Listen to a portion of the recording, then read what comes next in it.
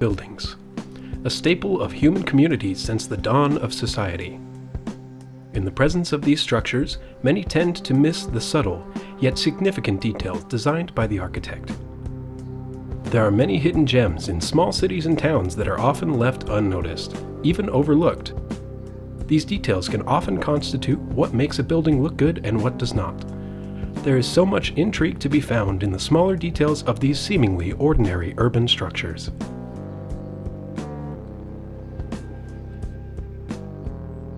In the north of Utah, Ogden City is often overlooked for the more modern design of Salt Lake City, or for the beautiful landscape in the southern Red Rock.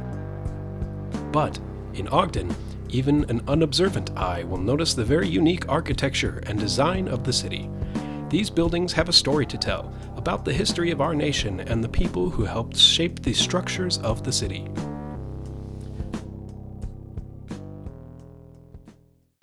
With the completion of the Transcontinental Railroad, Ogden welcomed the world through the Union Station Depot, an intersection for railroad travel in the West for many years after the railroad was completed.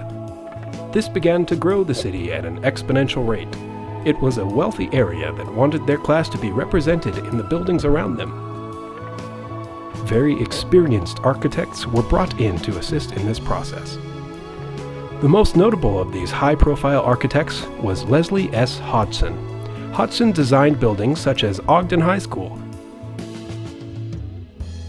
the City Building, and the Egyptian Theater. Ogden High School is still regarded as Hodgson's masterpiece. The structure has three main elements. Zigzag modern.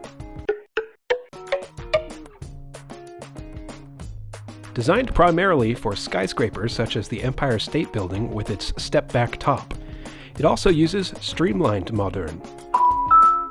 Often used in gas stations, diner and other roadside amenities, corners and parallel lines in buildings echo the streamlined effects of new cars and locomotives. Lastly, classical modern, in an interpretation of classic Roman style with deco elements.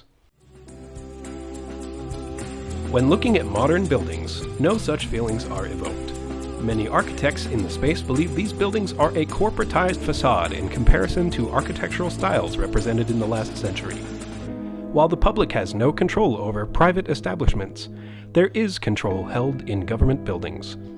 Federal modernism is a term that began circulating in the 1990s that describes this feeling. With a focus on economic and functional efficiency, these buildings evade all ornamentation. It is not hard to see why many have a distaste for this style, and how it makes cities and towns feel. However, there is still hope for a more brilliant, creative, and decorative future.